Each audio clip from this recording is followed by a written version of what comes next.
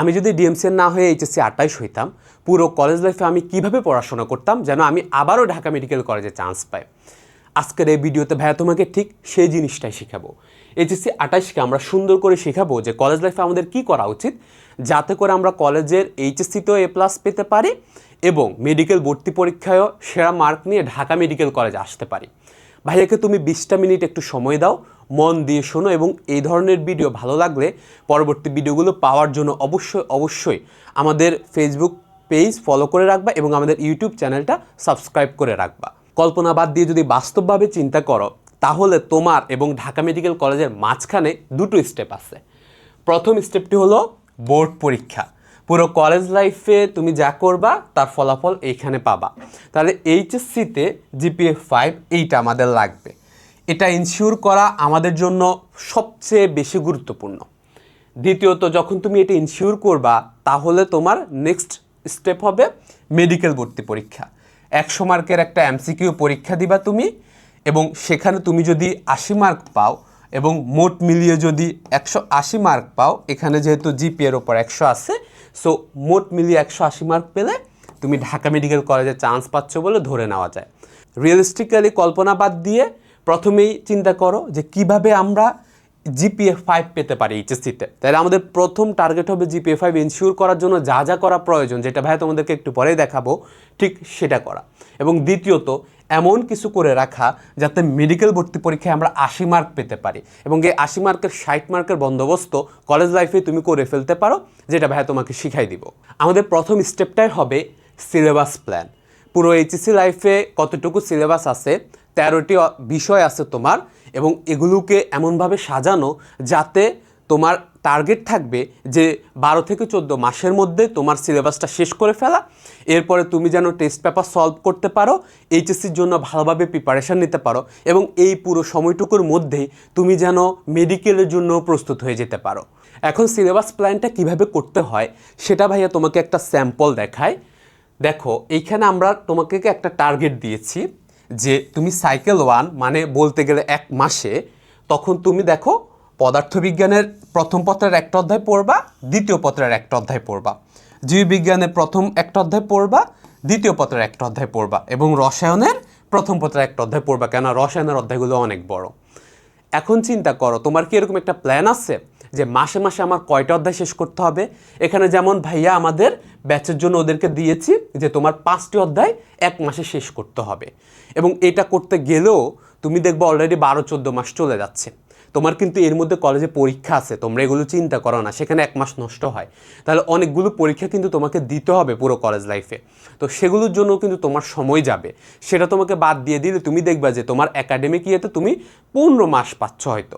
So 15 মাসে আমরা 12 মাসের মধ্যে যদি সিলেবাস শেষ করতে না পারে, শুনতে অনেক কি প্রথম দিকে মনে হয় অনেক তাড়াতাড়ি হচ্ছে, কিন্তু বাস্তবতা হলো সেকেন্ড ইয়ারে সময় পাওয়া যায় না। এটাই তোমরা বোঝো না, তোমরা রিয়েলিস্টিক কোনো চিন্তাই করো না, তোমাদের কোনো প্ল্যানই থাকে না। তাই এই টার্গেট তোমাকে বুঝাবে যে প্রত্যেক মাসে তুমি আগাচ্ছ কি না। তুমি বুঝতে পারবা যে তোমার এই মাসে যতটুকু কমপ্লিট করার কথা সেটাকে তুমি করতেছো নাকি পিছায় যাচ্ছ। বেশিরভাগ শিক্ষার্থী কলেজ লাইফে প্রথমেই খেয়ে হারিয়ে ফেলবে এবং 6টা মাস নষ্ট করবে। তুমি ভাইয়া সেটা করবা না। যদি সেটা করো, তোমার মেডিকেলের স্বপ্ন থেকে তুমি অনেক দূরে চলে যাবা। শেষে দেখা যাবে যে মেডিকেলের স্বপ্ন তো দূরের কথা ভাইয়া, এইচএসসিতে পাশ করা নিয়েই টানাটানি হয়ে যায়, GPA 5 পাওয়া নিয়েই কষ্ট হয়ে যায়। এই জন্য আজকে বসে পুরো সিলেবাসের একটা প্ল্যান তৈরি করে ফেলা। যারা ব্যাচে আসো তোমাদেরকে তো ভাইয়া নিজেই এরকম একটা প্ল্যান তৈরি করে দিব প্রত্যেকটা বিষয়ের মিলে, যাতে করে তুমি প্রত্যেকটা মাসে টার্গেট নিতে পারো। এটা হবে আমাদের জন্য প্রথম স্টেপ, যেটা কলেজ লাইফে বেশিরভাগ স্টুডেন্ট করবে না। তুমি 2 ঘন্টা বসে যদি প্রত্যেকটা অধ্যায় ধরে একটা প্ল্যান সাজাও যে আমার এই অধ্যায় এই সময়ের মধ্যে আমি শেষ করতে চাই, তাহলে তুমি বুঝতে পারবা তুমি কতটুকু আগাচ্ছ নাকি পিছায় যাচ্ছ, তুমি কি মেডিকেলের দিকে আসলেই যাচ্ছ নাকি মেডিকেল থেকে দূরে সরে যাচ্ছ। সিলেবাস তো প্ল্যান করলাম ভাইয়া, কিন্তু পড়ার সময় পাই না, কোনো দিনও পাবা না যতক্ষণ না তুমি একটা টাইম শিডিউল করে নিচ্ছ যে এই সময় আমি পড়বো। এজন্য পুরো একটা রুটিন থাকবে, পুরো কলেজ লাইফে তোমার একটা রুটিন থাকবে যে প্রত্যেক বিকালে আমি এরকম কাজ করি, প্রত্যেক সকালে আমি এরকম কাজ করি, প্রত্যেক রাতে আমি এরকম কাজ করি। তোমার ব্রেন ইউজ টু হয়ে যাবে, তোমার ব্রেন চিন্তা ছাড়াই অটোমেটিক সেই কাজটা করতে বসবে যে প্রত্যেক দিন মাগরিবের পর আমি পদার্থবিজ্ঞান পড়তে বসি, প্রত্যেক দিন ঘুম থেকে উঠে আমি বায়োলজি বইটা নিয়ে বসি, যেমনটা আমি করছিলাম। সো এই রুটিনটা হচ্ছে তোমাদের সেই রুটিন যেটা তুমি কলেজ লাইফে নিজের মতো করে অ্যাপ্লাই করবা, কারণ কলেজ লাইফে তোমার প্রচুর পরিমাণে কোচিং, প্রাইভেট, অন্যান্য বিষয় আছে, সেগুলো তোমাকে অ্যাডজাস্ট করে নিতে হবে। সেটা নিয়ে ভাইয়া পরে ভিডিও বানাবো যে এত কিছু কীভাবে মেনটেন করতে হয়। তবে আপাতত আমরা সকালবেলায় আমি প্ল্যান করতেছি যে আমরা সকালবেলা সবচেয়ে কঠিন অধ্যায়টা পড়বো, বা কঠিন যে বিষয়টা আমরা পারি না সেটা পড়বো। যেহেতু ভাইয়ার এসএসসিতে বায়োলজি ভালো হয়নি, ভাইয়া এ পেয়েছিলাম, সেজন্য আমি এইটা সবার আগে বায়োলজি পড়া শুরু করছি, কারণ মেডিকেলের জন্য বায়োলজি অবশ্যই গুরুত্বপূর্ণ। দুপুরবেলা যেহেতু আমার মনোযোগ কম থাকে, তাই দুপুরবেলা আমি সহ সাবজেক্টগুলো পড়তাম বাসা থেকে, কলেজ থেকে এসে। মাঝখানে কিন্তু পুরোটুকু ভাইয়া কলেজের গ্যাপ দিয়ে রাখছি, ধরে নিচ্ছে তুমি কলেজে যাবা। সো কলেজের পরে এসে কি করছি যে বাংলা এবং আইসিটি এই বিষয়গুলো আমি বেশি পড়তাম। আমার কোনোদিনও আমি বাংলা পরীক্ষার জন্য পড়িনি, এই দুপুরবেলা এরকম প্রশ্ন দেখতে দেখতে দেখতে দেখতে চলে যেতাম। সায়েন্সের স্টুডেন্ট দেখলেই হয়ে যাবে, তাহলে এই জিনিসগুলো তোমাকে পারতে হবে, ঠিক আছে, দুপুরবেলা। তারপর আমরা একটু খেলাধুলা, মুভমেন্ট প্রথম দিকে কিছু করতেই পারি। সন্ধ্যার পর থেকে আবার একটা ফোকাসড স্টাডি সেশন হবে, যেহেতু রসায়ন আমার জন্য কঠিন সাবজেক্ট ছিল, সো রসায়ন এই জায়গায় আমরা পড়তাম। এবং রাতে অবশ্যই ম্যাথ, কেননা রাতে ঘুম চলে আসবে, ম্যাথ করলে ঘুম আসে না কারোরই, সো এই ম্যাথগুলো করতাম। তাহলে দেখে দেখে দেখে দেখে এর চেয়ে পারফেক্ট হয় যদি তুমি তোমার মতো করে সাজাও। এবং সবচেয়ে বড় কথা, তোমার যেই পড়া যেই দিন আছে, তুমি তো প্রত্যেক দিন জানো যে আমার তোমার টার্গেট থাকবে ওই বিষয়গুলোই শেষ করে ফেলা। যেই দিন যতটুকু পড়া জমতেছে প্রাইভেট কোচিং মিলে সবটুকু ওই সময়ের মধ্যে শেষ করে ফেলা। এর চেয়ে বেশি সময় তুমি একেবারেই পাবা না। তাই এখন থেকেই এরকম একটা রুটিন মানা তোমার জন্য বাধ্যতামূলক। সিলেবাস এবং রুটিন তো রেডি করলাম ভাইয়া, এখন হচ্ছে কোন মূল বইগুলো পড়তে হবে। এটা নিয়ে ভাইয়া অলরেডি একটা ভিডিও দিয়ে দিয়েছি, অবশ্যই ভাইয়া পিন কমেন্টে অথবা ইউটিউবের ডেসক্রিপশনে এই ভিডিওটা দিয়ে রাখবো যে কোন কোন মূল বইগুলো কিনতে হবে, লেটেস্ট এডিশন কিনে সেগুলো তোমাকে পড়া শুরু করতে হবে। এখন কথা হলো ভাইয়া মূল বইগুলো কীভাবে পড়বো যেন আমার এইচএসসিও কাভার হয়, মেডিকেলও কাভার হয়। তোমরা যেভাবে পড়ো ওইভাবে না, ওইভাবে ঘন্টার পর ঘন্টা পড়লেও কোনো কিছু হবে না। তোমাকে পরীক্ষার প্যাটার্ন বুঝতে হবে। পরীক্ষায় তুমি যদি ভালো লিখতে পারো সেটা হচ্ছে গুরুত্বপূর্ণ। তুমি 8 ঘন্টা পড়েছো কি পড়োনি ওই অধ্যায়, 8 ঘন্টা পড়ে যদি ভুল উত্তর দাও, এটা কেউ দেখতে চাচ্ছে না। এখন দেখাচ্ছে যে কিভাবে মূল বইটা তোমার পড়তে হবে। মূল বই পড়ার প্রথম ধাপই হলো ভাইয়ার ক্লাস করে বুঝে নেওয়া কোনগুলো কিভাবে আসে, কোনটা ক এর জন্য, কোনটা খ এর জন্য, কোনটা ঘ এর জন্য এবং কোনটা মেডিকেলের জন্য, এইটা। সো প্রত্যেকটার জন্য তোমরা চলে আসবে ডিএমসিএন একাডেমিতে। এসে তোমরা যে টপিকের ক্লাস করতে চাচ্ছ, তুমি জীববিজ্ঞান প্রথম পত্রের প্রথম অধ্যায়ের ক্লাস করতে চাচ্ছ, তুমি এইখান থেকে প্রত্যেকদিন লাইভ ক্লাসে অংশগ্রহণ করলে লাইভ ক্লাস করবা। তারপরে রেকর্ডেড থাকে, তুমি রেকর্ডেড ক্লাসও করে নিতে পারবা। তাহলে রেকর্ডেড ক্লাস, লাইভ ক্লাস এগুলোর সুবিধা কী? সুবিধা হলো ওইখানে ভাইয়া তোমাকে সুন্দর করে দেখায় দেখায় বলে দিবে যে কোন লাইন কীভাবে পড়তে হবে, কোন লাইন কীভাবে আসবে। ব্যাপারটা কীরকম হতে পারে, যেমন মূল বই দেখো, এটা হচ্ছে আমাদের মূল বই এবং এটা কোষ প্রাচীর টপিক ধরো। তো এখানে ভাইয়া যখন তোমাকে এরকম করে বলে দিচ্ছে লাইন বাই লাইন ধরে ধরে যে কোন জিনিসটা ইম্পর্টেন্ট, কোন জিনিসটা দিতে হবে, কোষ প্রাচীর কি এটা নিয়ে আমরা বলি, কোষ প্রাচীরের গঠন বর্ণনা করো সে ব্যাপারে আমরা বলি, কিংবা উপাদানগুলো কি সেগুলো নিয়ে আমরা বলি। এবং সবচেয়ে গুরুত্বপূর্ণ হলো এর পাশাপাশি তুমি সুন্দর করে আস্তে আস্তে দাগায় নিবা যে মেডিকেল, ডেন্টাল সহ অন্যান্য জায়গায় কোন কোন জিনিস আসছে। এত বেশি দাগাইতে হবে না, কিন্তু এইটা হচ্ছে জাস্ট বোঝা। সমস্যা হলো আমরা এটা তো সবাই করি, আমরা সবাই কিন্তু ক্লাস করি, বুঝি, কিন্তু এর পরের স্টেপ করি না। তুমি এই পড়া দিয়ে পরীক্ষার হলে কিচ্ছু করতে পারবা না। এটা ক্লাসের 50টি স্টুডেন্টের 50টি স্টুডেন্টই ক্লাস করছে, 50টি স্টুডেন্ট একই জিনিস দিচ্ছে, কিন্তু পরীক্ষার রেজাল্ট একজনের আসে 5 মার্ক, একজনের আসে 9 মার্ক। এই দুটোর মধ্যে পার্থক্য হয় কিভাবে? সেটা হলো এই যে জিনিসটা করেছো, এরপরে এটার উপর তোমাকে একটা ছোট্ট নোট বানাইতে হবে।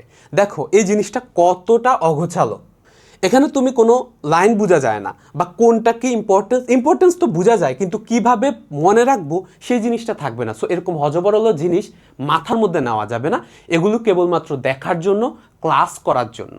ভালো স্টুডেন্টরা কিভাবে পড়ে এবার সেটা দেখায়। এই নোটটা তোমরা প্রত্যেকটা নোট ব্যাচে পেয়ে যাবা, তাহলে তুমি এরকম একটা নোট বানাবা, ঠিক আছে? আমরা তোমাকে নোট প্রোভাইড করে দিব সেটা ব্যাচে।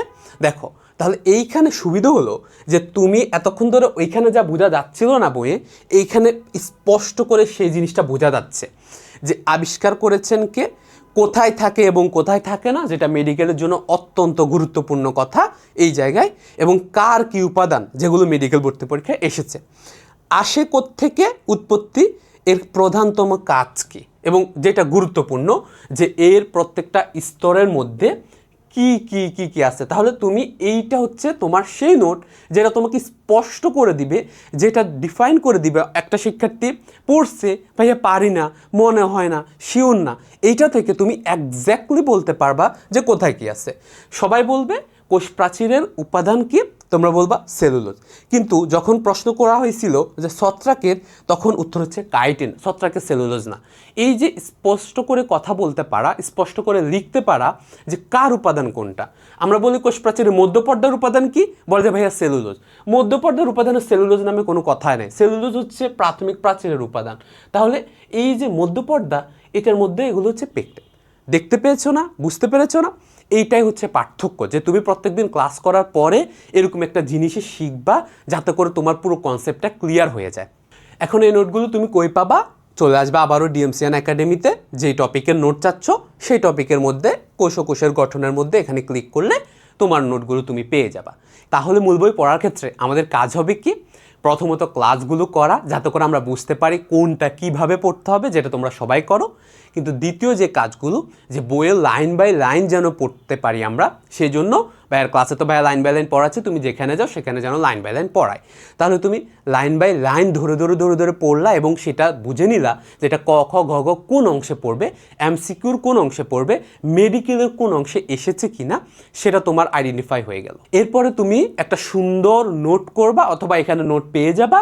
ওই নোটগুলো পড়লে তোমার একদম ক্রিস্টাল ক্লিয়ার হয়ে যাবে, তোমার পুরো অধ্যায়ে কী কী শিখলাম সেটা তোমার হয়ে যাবে, এবং ওইটা একটা রিভিশন নোট। সো ওইটা তুমি আবার পরীক্ষার আগে বারবার পড়ে যেতে পারবা, এবং তখন আর তোমার ঘন্টার পর ঘন্টা সময় নষ্ট করতে হবে না, 1 ঘন্টার জিনিস তুমি 10 মিনিটে পড়ে ফেলবা। এখন আসো আমাদের দ্বিতীয় স্টেপে। মূল বই শিখে ফেলছি, এখন ভাইয়া সৃজনশীল কীভাবে আমরা 50-এ 50 ইনশিওর করতে পারি। সৃজনশীলে 50-এ 50 ইনশিওর করতে হলে তোমাকে বেশি পড়তে হবে না, তোমাকে গাইড দেখতে হবে সবসময় এমনটা না, কিংবা সব মুখস্থ করে যাইতে হবে এমনটা না। আমি শুধু একটা টেকনিক তোমাকে শেখাবো, যেটার কারণে তুমি সৃজনশীলে এক্সট্রাঅর্ডিনারি মার্ক পাবে, এবং আমি জানি এটা তোমরা বেশিরভাগ শিক্ষার্থী করনি। সেটা হলো প্রেজেন্টেশন শেখা। তুমি কত বেশি জানো এটা টিচার দেখে না, বারবার তুমি এটা প্রমাণ পেয়েছো নিজে পরীক্ষা দিয়ে, যে তুমি প্রচণ্ড ভালো পড়াশোনা করেছো, অন্য সবার থেকে অনেক অনেক বেশি পড়ে গিয়েছো, পরীক্ষার হলে এত পুয়ার মার্ক পেয়েছো। এটার কারণ হলো তুমি লিখতে জানো না। তোমার বন্ধুবান্ধব শর্টকাটে সুন্দর করে লিখতে জানে, পরীক্ষার আগের দিন পড়ে সুন্দর করে লিখে দিয়ে আসে, টিচাররা খুশি হয়ে মার্ক দিয়ে দেয়। এই সমস্যার সমাধানটা একদিনও হবে না, এবং সেটার জন্যই আমাদের দ্বিতীয় মাস্টার স্ট্রোক। আমাদের বেশিরভাগ শিক্ষার্থী যখন একটা সিকিউ অ্যান্সার করে, তখন হয় ওরা মূল বই থেকে অ্যান্সার করে, অথবা ওরা গাইডের হুবহু উত্তর মুখস্থ করে। এখন মূল বই যখন তুমি অ্যান্সার করতে যাচ্ছ, মূল বইয়ের অ্যান্সার খুবই বোরিং হয়, আর গাইডের অ্যান্সার সবচেয়ে বাজে লেখা। তাই শুধু গাইড, শুধু মূল বই, এর ওপরে নির্ভর করা যাবে না। ধরো আমাদের একটা কমন প্রশ্ন, যে ফ্লুইড মোজাইক মডেল ব্যাখ্যা করো, এটা তোমরা সবাই ফেস করবা। সো এখানে দেখো আমাদের ফ্লুইড মোজাইক মডেল লেখা আছে ঠিকই, এবং তুমি যখন এত বড় জিনিস পড়তে থাকবা, তখন এই হচ্ছে পুরো ফ্লুইড মোজাইক মডেল। এটা লিখতে গেলে তোমার মিনিমাম 15 মিনিট লাগবে। 2 পেজ লিখবা, কিন্তু মার্ক পাবা না, কারণ তুমি আসলে বুঝোনি যে এখানে কি লিখতে হবে। এটাই হচ্ছে সমস্যা, যে তুমি সিকিউ পড়ো কিন্তু উত্তর লিখতে জানো না। তাই আমরা যেটা করবো, আমরা প্রত্যেকটা সিকিউর উত্তর রেডিমেড একটা টেমপ্লেট রেখে দিব, পরীক্ষায় আসলে আমরা সুন্দর করে ওই টেমপ্লেটটা দিয়ে দিব। সেই টেমপ্লেটটা কীরকম হবে দেখো, ভাইয়া যখন তোমাদের প্রত্যেকটা অধ্যায়ের এরকম তৈরি করে দিচ্ছি, এভরিথিং ব্যাচে পেয়ে যাবা, তাহলে সেখানে তুমি নিজের মতো করে এরকম তৈরি করে নিতে পারো। সেটাতে আমরা কি করব দেখো, এরকম ফ্লুইড মোজাইক মডেল। ভাইয়ার লেখার মধ্যে একটা প্যাটার্ন আছে, টিচার যেন এক দেখাতে আইডেন্টিফাই করে ফেলতে পারে আমি কি বলতে যাচ্ছি। সোজা কথা, তোমরা এরকম নীল কালারে লিখবা, নীল কালারে লেখা পরীক্ষা পারমিশন আছে, সো নীল কালারে লিখবো আমরা হাইলাইট করে ইয়ে করার জন্য। তার আমরা লিখছি যে এটার গঠন বর্ণনায় প্রথমে 1 নাম্বার লিপিড বাইলেয়ার, অর্থাৎ এটা ফসফোলিপিডের 2টো স্তর থাকে। ভাইয়া খুব সুন্দর করে লিখে দিয়েছি, এবং ভাইয়া এখানে এই ছোট্ট কয়েকটা পয়েন্ট লিখছি, যে মাথা কোনটা, লেজ কোনটা, এবং লেজগুলো পানি বিদ্বেষী, মাথা পানিগ্রাহী। এই কথাটা টিচাররা শুনতে চায়, যেহেতু সুন্দর নাম আছে সেজন্য। দ্বিতীয় হচ্ছে মেমব্রেন প্রোটিন, তুমি লেয়ারে লেয়ারে বলতেছো। এরপর হচ্ছে গ্লাইকোক্যালিক্স এবং সর্বশেষ কোলেস্টেরল। তাহলে তুমি এইটা রিয়েল এক পেজ যেরকম লিখতে হয়, ঠিক তুমি কিন্তু ঠিক রিয়েল এক পেজের লেখা লিখে দিছি ভাইয়া তোমাকে। এটা তুমি লিখতে গেলে তোমার পরীক্ষায় 1.5 পেজ হবে। সাথে বইয়ের ওই বোরিং চিত্র না দিয়ে এরকম সুন্দর একটা এরকম শর্টকাট চিত্র লিখে দিব, যে চিত্রটা দেখতে বোঝা যায়। বইয়ের মতো আঁকতে হবে ওরকম কোনো কথা নেই, কিন্তু অ্যাকুরেট হইতে হবে, সেটা খুব গুরুত্বপূর্ণ জিনিস। তাহলে দেখো, তুমি যখন এরকম একটা প্রশ্ন এতটা সুন্দর করে টিচারকে বুঝাইতে দিচ্ছ, টিচার শুধু এই শব্দগুলো খুঁজবে যে তুমি লিপিড বাইরিয়াল লিখতেছো কিনা, মেমব্রেন প্রোটিন লিখতেছো কিনা। যদি এই জিনিসগুলোর নাম তুমি লিখতে পারো এবং এটার মধ্যে যে একটা একটা লাইন করে বলতে হয় সেটা যদি তুমি বলতে পারো, তাহলেই তোমার হবে। এবং দেখে মনে হচ্ছে না অনেক সহজ? অনেক সহজ না। পরীক্ষায় তুমি এইটার 50%ও লিখতে পারবা না। কেউ যদি এই উত্তরের 50%ও লিখতে পারে, সে পরীক্ষায় পূর্ণ 3-এ 3 পেয়ে আসবে। যে শিক্ষার্থী যে ওই বইটা ভালো করে পড়ে আসছে কিন্তু উত্তর রেডি করে আসে না, কোনোদিন লেখেও নি, ওই শিক্ষার্থী ওই প্রশ্নের উত্তর দিতে কতক্ষণ লাগবে? আর তুমি পুরো উত্তর রেডি, একদম রেডিমেড করা আছে, যে কোন লাইন লিখবো, কী লিখবো, কোনো চিন্তা করার সুযোগ নেই। তোমার উত্তর দিতে কতক্ষণ লাগবে? ও মার্ক কত পাবে, তুমি মার্ক কত পাবা, তোমার প্রথম থেকে শেষ পর্যন্ত সিকিউর অ্যান্সার কতটা অ্যাকুরেট হবে। এই ছোট ছোট জিনিসগুলোই কিন্তু একটা খারাপ শিক্ষার্থী আর একটা ভালো শিক্ষার্থীকে আলাদা করে ফেলে। এখন আবারও প্রশ্ন হবে, ভাইয়া ক খ কীভাবে পড়বে এবং কীভাবে বুঝবো কোন টপিকগুলো আসবে, তাই না? ক্লাস করতে করতে বুঝে যাবা, পাশাপাশি প্রত্যেকটা অধ্যায়ের এরকম একটা জিনিস পেয়ে যাবা। তাহলে এখানে দেখো আমরা অনুজীবী দেখাইছি কোনগুলো ক এর জন্য সম্ভাব্য। কম পড়বা না, প্রথম দিকে কম পড়বা না। সো আমরা 20-30টা মানে যতগুলো সম্ভব সবগুলোরই আমরা এখানে অ্যাডজাস্ট করছি। তুমি কিন্তু এখানে অনেকগুলো আছে রিপিটেড, একই প্রশ্ন পড়লে ওইটাও দিতে পারবা। সো কয়ের উত্তর পড়লে দেখো খতাও একই জিনিস, এখানে অনুজীবকে, এখানে অনুজীব বলতে কি বুঝো।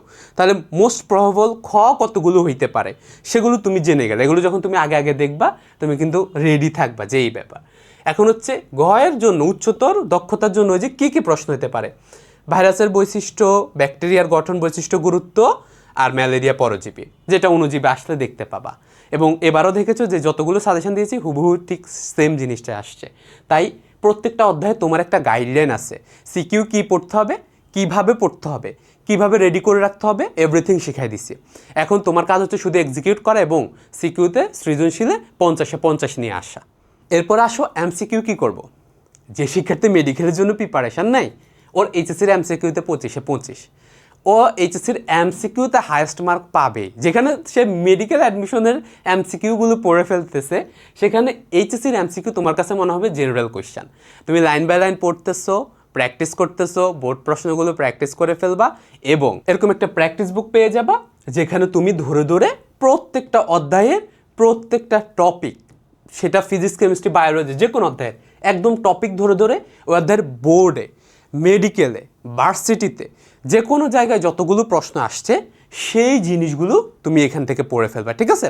সো অ্যাপ থেকে এটা নিয়ে নিবা, প্রত্যেকেই ডাউনলোড করে ফেলবা এবং সেখান থেকে ধরে ধরে যেই টপিকের যে অধ্যায়ের যেই প্রশ্নগুলো পড়তে চাও তুমি সেগুলো পড়ে ফেলবা। তোমার আর এমসিকিউ নিয়ে টেনশন করার কোনো কারণ নাই। কংগ্রেচুলেশনস ভাইয়া, তুমি কিন্তু অলরেডি জিপিএ 5 পাওয়ার পথে 90% চলে আসছো। এখন প্র্যাকটিস দেখাইলাম এবং এক্সাম কোথায় দিব, তাই না? কারণ হলো দিন শেষে তোমাকে পরীক্ষা দিয়ে দেখতে হবে অন্যরা কি করতেছে। তাই আমরা চাই তোমরা নেগেটিভ মার্কে পরীক্ষা দাও, তোমরা একদম এইচএসসি এবং মেডিকেল কম্বাইন্ড পরীক্ষা দাও, শুধু এমসিকিউ না, তুমি সিকিউ পরীক্ষা দিয়ে ভাইয়ার ফিডব্যাক নাও, এটাই তো আমরা চাচ্ছি। তো সেজন্য আমরা চলে আসব ডিএমসিয়ান একাডেমির যে কোনো অধ্যায়ে। ধরো আমরা টিস্যুতন্ত্রের পরীক্ষা দিতে যাচ্ছি, প্র্যাকটিস করতে চাচ্ছি, তুমি পরীক্ষা দিতে পারবা। প্র্যাকটিস এক্সামে ক্লিক করলে জাস্ট সাথে সাথে তুমি যে বিষয়ের, যেই টপিকের, যেই নিয়মে পরীক্ষা দিতে চাচ্ছ, যেই প্রশ্নে পরীক্ষা দিতে চাচ্ছ সেটাতে চলে আসবা। তাহলে তোমার এখন মন চাচ্ছে প্রত্যেক রাতে একটা একটা টপিকের পরীক্ষা দিব। সো তুমি দাগাইতে থাকো, দাগাই পরীক্ষা দিতে থাকো, তাহলে যতগুলো আছে 100টা করে পরীক্ষা, তাহলে তুমি এটা দেখো। এখন সাথে সাথে তুমি কিন্তু উত্তর পেয়ে যাচ্ছ এবং ব্যাখ্যা পেয়ে যাচ্ছ যে তোমার কোথায় ভুল হয়েছে। এভাবে যদি তুমি আস্তে আস্তে করতে থাকো, গেমের মতো মনে হয়, তাই না? যে ভাই পরীক্ষা দিচ্ছি, জাস্ট কয়েকটা দাগাবো, হ্যাঁ, এরকম গেম খেলতেই দেখবে যে তোমার পুরো প্রশ্ন ব্যাংক সলভ করা শেষ। এর মধ্যে মেডিকেল প্রশ্ন ব্যাংক সলভ করা শেষ, এর মধ্যে এইচএসসি বোর্ড প্রশ্ন সলভ করা শেষ, এর মধ্যে বিভিন্ন কলেজ এবং ভার্সিটির প্রশ্ন সলভ করা শেষ হয়ে যাবে। এভাবে যদি প্রতিদিন নির্দিষ্ট রুটিনে ক্লাস, নোট, প্র্যাকটিস এক্সাম এবং রিভিশন এগুলোর মধ্যে থাকো, তাহলে তোমার জিপিএ 5 মিস হওয়ার কোনো কারণে কোনো অজুহাত নাই। এখন আমরা মেডিকেলের জন্য এক্সট্রা কী করব?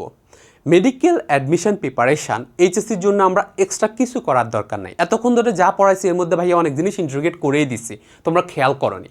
প্রথম, মেডিকেলের দাগানো বই যেটা তোমাদের ভাইয়ারা আপুরা কোচিংয়ে গিয়ে দাগায়, তুমি সেটা এখন থেকেই প্রত্যেক দিন ভাইয়ের ক্লাসে দাগায় নিবা। কারণ হলো বই দাগালে এমন একটা সুবিধা পাওয়া যায়, তোমার পুরো আইডিয়া হয়ে যাবে মেডিকেল প্রশ্ন কিভাবে করে। লক্ষ্য করে দেখো, আমরা যখন এই জিনিসটা পড়াচ্ছি তোমাকে, তখন তুমি দেখতে পাইছো 1 2 3 4 5 6 7টি মেডিকেল প্রশ্ন এই অধ্যায় থেকে, এই টপিক থেকে আসছে।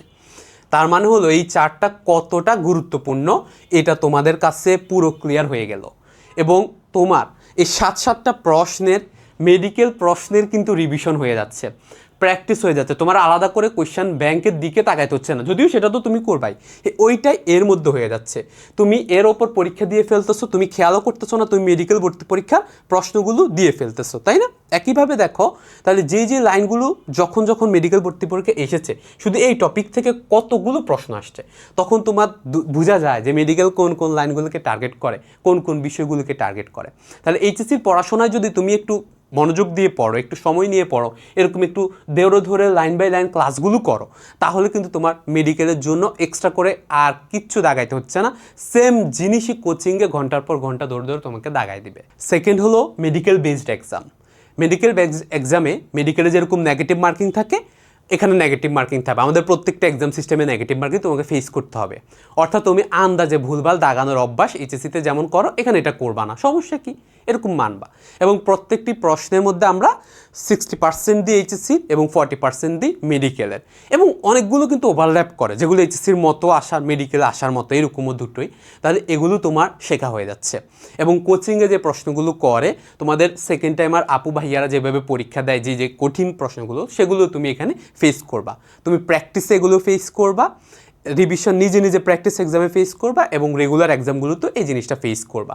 তাহলে তোমার দ্বিতীয় স্টেপটাও কমপ্লিট হয়ে যাচ্ছে। তাই মেডিকেল প্রশ্ন ব্যাংক থেকে যেরকম 2-4টা প্রশ্ন বারবার কমন পড়ে যায়, কিংবা কোন লাইনগুলো গুরুত্বপূর্ণ সেটা জানলে কিন্তু তোমার 50% প্রিপারেশন এমনিতে হয়ে যায়। তাহলে সেটা তোমার হয়ে যাচ্ছে, তুমি কিছু এক্সট্রা মার্ক পাচ্ছ বিভিন্ন প্রশ্ন প্র্যাকটিস করার কারণে। থার্ড হলো ইংরেজি এবং সাধারণ জ্ঞান। মেডিকেলে বর্তমানে ইংরেজিতে 15 মার্ক, সাধারণ জ্ঞানে 15 মার্ক। এই জিনিসগুলো পরীক্ষার কোচিংয়ে তুমি এটা পারবা না। 3 মাসের কোচিংয়ে অল্প কয়েকটা ক্লাসে এত বড় সিলেবাস শেষ করা কঠিন। কিন্তু প্রত্যেক দিন যদি 30 মিনিট তুমি এটা পড়ো, তাহলে তুমি ঢাকা মেডিকেল কলেজে চান্স পাওয়া সহজ হয়ে যাবে। এবং তোমার যাদের জিপি একটু কম আছে, তাদের জিপি এটা কাভার করা সহজ হয়ে যাবে। এই 30 মার্কের মধ্যে তুমি যদি 25 মার্ক তুলতে পারো, বিশ্বাস করো এখানে 5 মার্ক তুমি এক্সট্রা পাচ্ছ। বেশিরভাগ শিক্ষার্থী এখানে ধরো 10, এখানে ধরো 10, তাও খুব ভালো হইলে 20 মার্ক তুলতে পারে। এটার কারণ হলো পর্যাপ্ত পরিমাণে সময় পায় না। এখন ভাইয়া ইংরেজিকে কিভাবে পড়বো? তোমাকে কিচ্ছু করতে হবে না, কেবলমাত্র চলে আসবে প্রজেক্ট ডিএমসিয়ানে। এখানে প্রত্যেকটা টপিকে দেখো identification of parts of speech, একদম প্রত্যেকটা একটা করে টপিক ধরে দেওয়া আছে, এবং প্রত্যেকটা টপিক আধা ঘন্টা পড়ার মতো। ক্লাস করবা, ক্লাসে ভাইয়া সুন্দর করে বুঝাই দিবে ইংলিশের রুলসগুলো, এবং জিকেতে বুঝাই দিবে কোন লাইনগুলো, তাই না? দুটোই। তাহলে এই মূল বইগুলো তো ভাইয়া বলে দিছি, ইংরেজিকে কোন বইগুলো কিনবা, সেগুলো ধরে প্রত্যেকটা ধরে একদম টপিক অনুযায়ী একটা করে ক্লাস করে ফেলবা। তাহলে তোমার ইংরেজিকে কাভার হয়ে যাবে। ক্লাস করবা 30 মিনিট, এবং পরের দিন 30 মিনিট ওই টপিকটা পড়বা। এবং প্রত্যেকটা টপিকের উপর এক্সাম আছে, ইন্ট্রিগেশন ওইখানে, তাহলে সেখানে তুমি এক্সাম দিয়ে ফেলবা। এটাই বেশিরভাগ শিক্ষার্থী করতে পারবে না, কিন্তু তোমাকে করতেই হবে। কি মনে হচ্ছে না এখনই মেডিকেলে চান্স পেয়ে যাব? উত্তর হচ্ছে না। যদি এত সহজই হইতো তাহলে তো সব শিক্ষার্থী ভালো রেজাল্ট করতো, অন্তত 80+ মার্ক সবাই পাইতো, চান্স না পাক। কিন্তু বাস্তবতা কি তা হয়? হয় না। এটার কারণ কি? সবচেয়ে গুরুত্বপূর্ণ কারণ হচ্ছে এইটা, সাপ্তাহিক গাইডলাইন সেশন। তুমি ভাইয়ার কথা যতবার শুনবা, যতবার ভিডিও দেখবা, ততবার দেখবা মনে হবে যে মেডিকেলে চান্স পাবো, মনে হবে যে সম্ভব। কিন্তু এখান থেকে যখন আবার 1 সপ্তাহ পর চলে যাবা, আবার মনে হবে যে না, পারবো না। চারপাশের টক্সিসিটি তোমাকে আবার ঘিরে ধরবে, তোমার পড়াশোনা থেকে আবার চলে যাবা, সব কিছু হারাই ফেলবা।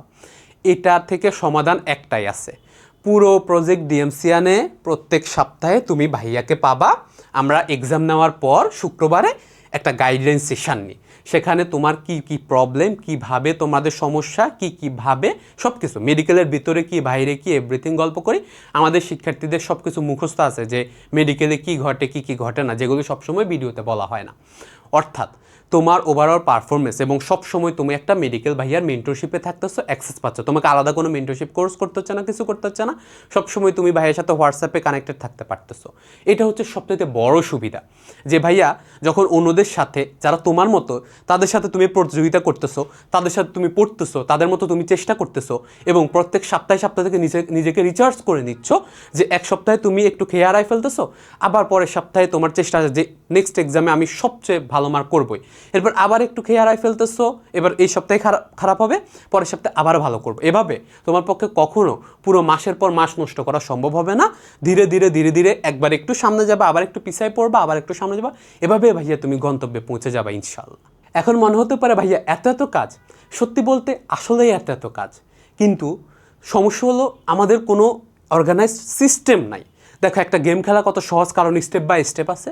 তোমার যদি এক জায়গায় নোট খুঁজতে হয়, এক জায়গায় এক্সাম দিতে হয়, এক জায়গায় ক্লাস করতে হয়, তখন তো তোমার কাছে সব কিছু এলোমেলো মনে হবে। কিন্তু কেমন হয় যদি তুমি সুন্দর করে প্রথম দিন জাস্ট একটা অ্যাপ ইনস্টল করলা এবং সেখান থেকে ধরে ধরে কলেজে প্রথম দিন থেকে শেষ পর্যন্ত কেবলমাত্র ঢুকলা, যে স্টেপ তোমাকে করতে বলা হয় তুমি সেটা ফলো করলা। সেজন্যই ডিএমসিয়ান একাডেমিতে আমরা পরপর 3টা ব্যাচ শেষ করার পর এবার এইচএসসি 28-এর জন্য আমরা নিয়ে আসছি প্রজেক্ট ডিএমসিয়ান 4। এই ব্যাচের সবচেয়ে বড় সুবিধা আমি একটাই বলবো, সব কিছু এক জায়গায় এক ভাইয়ার এক কাছে, অর্থাৎ সবগুলো ক্লাস ভাইয়ার, এক্সাম ভাইয়ার, এভরিথিং নোট ভাইয়া বানাই। সেজন্য সব কিছুর মধ্যে তুমি একটা সম্পর্ক খুঁজে পাও, তোমার কাছে খুব ভালো লাগে যে জিনিসটা খুবই অর্গানাইজড। তাহলে তুমি এখানে ক্লাস রুটিন, এখানে যে কোনো অধ্যায়ের তুমি এখানে একই জায়গায় এর সাজেশান, এই প্রত্যেকটা আস্তে আস্তে ক্লাস করবা, এর সুপার নোট পাবা এবং এক্সাম পাবা। যেহেতু তোমাদের কোর্স শুরু হয় নাই তাই এখনও কিছু আমরা দেখাচ্ছি না, এখানে কিছু ওইভাবে নাই। তাহলে একইভাবে ফিজিক্স ফার্স্ট পেপার তোমার প্রত্যেকটা অধ্যায়, কেমিস্ট্রি ফার্স্ট পেপার প্রত্যেকটা, সেকেন্ড পেপার দুটো, মেডিকেল, ইংলিশ, জিকে এবং গাইডলাইন ভিডিওগুলোর আমরা রেকর্ডেড দিয়ে রাখি যদি তুমি মিস করে ফেলো। তো তুমি কি করবা, যেইটা শুরু করতে চাচ্ছ কেবলমাত্র সেখানে সে অধ্যায়টা ক্লিক করে সেই ক্লাসটা করবা, সাথে সাথে সেই অধ্যায়ের এক্সাম দিবা, সাথে সাথে সেই অধ্যায়ের নোট পেয়ে যাবা, সাথে সাথে সেই অধ্যায়ের সিকিউ নোট পেয়ে যাবা, সুপার সাজেশন পেয়ে যাবা, এভরিথিং তুমি, অর্থাৎ এইচএসসি অ্যাডমিশনের কমপ্লিট জিনিস তুমি পেয়ে যাচ্ছ। সিম্পল কথা। এই জন্যই এই ব্যাচটা এত বেশি জনপ্রিয়, কারণ হলো এভরিথিং এক প্ল্যাটফর্মে। এখন তুমি যদি কোনো জায়গায় বায়োলজি পড়তে চাও, ওরা 4,000 টাকা চায়, সেকেন্ড পেপার পড়তে চাইলে ওরা 4,000 চায়, অফলাইনে গেলে তো 14-15 হাজার টাকা। তেমনি রসায়ন এক জায়গায় পড়তে চাইলে হয়তো 1 মাসের জন্য 2,000 টাকা চায়, এভাবে করতে করতে 5 মাসে 10,000 টাকা। অর্থাৎ সব কিছু মিলিয়ে দেখা যায় যে তোমার টাকা খরচ করতে করতে পুরো কলেজ লাইফে তুমি 50-60 হাজার টাকা খরচ শেষ, ফলাফল অর্গানাইজ কিছুই হয় নাই। কিন্তু এই কমপ্লিট জিনিসটা যেহেতু একটা প্ল্যাটফর্মে, তাই ভাইয়া তোমাদের দিচ্ছি সর্বনিম্ন প্রাইসে। একটা বিষয়ের জন্য আমরা 500 টাকা করেও নিচ্ছি না, সাথে exam, English, GK, routine, guideline, PDF everything তো তুমি ফ্রি পাচ্ছ। দাগানো বই থেকে শুরু করে সব কিছু তুমি এখানে পেয়ে যাবা মাত্র 6,750 টাকা। এককালীন তুমি পে করবা, সারা জীবনের জন্য তুমি এটা করবা, অর্থাৎ পুরো এইচএসসি লাইফ তুমি এইটা করে ফেলবা। তোমার আর কোথাও কোনো দিকে কিছুতে তাকাইতে হবে না ইনশাল্লাহ। এইটা যে বিষয়গুলো বললাম। এবং সবচেয়ে সুখবর হলো এই মাসে আমরা আরেকটা বড় ডিসকাউন্ট দিচ্ছি, যে এখন তুমি ভর্তি হইলে তুমি পাবা 500 টাকা ডিসকাউন্টে মাত্র 6,250 টাকায়। ভর্তি হইতে এখনই হোয়াটসঅ্যাপে মেসেজ দাও। তুমি ভর্তি হও না হও সেটা গুরুত্বপূর্ণ বিষয় নয় ভাইয়ার কাছে, তবে ভাইয়া চাই, ভাইয়া যে প্ল্যানগুলো বললাম তুমি এগুলো স্টেপ বাই স্টেপ মানো, তুমি এগুলো ফলো করো, তোমার যেভাবে সুবিধা হয়, যেখানে সুবিধা হয় তুমি এই স্টেপগুলো ধীরে ধীরে ফলো করো। তুমি যদি এর বেশি কোনো শর্টকাট খুঁজো ভাইয়া, সারা জীবন শর্টকাট খুঁজে যাবা, ভালো কিছু হবে না। শর্টকাট না খুঁজে এত বড় জিনিস খুঁজো, ফার্স্ট ইয়ারে কষ্ট হবে, সেকেন্ড ইয়ারে হাসবা এবং অ্যাডমিশনের দিন তুমিই দেখবা যে তুমি বের হয়ে আসছো, যে তুমি এসএসসিতে খারাপ করে আসছো, যে তোমার জিপিএ কম ছিল, যে তুমি ভালো কিছু করতে পারো না, সেই তুমি ইনশাল্লাহ ডিএমসিয়ান হয়ে সবাইকে প্রমাণ করে দেখাবা যে তোমরা যা ভাবতেছো আমি কিন্তু তা নই। ভালো সুস্থ থাকো, দেখা হচ্ছে পরবর্তীতে। আসসালামু আলাইকুম।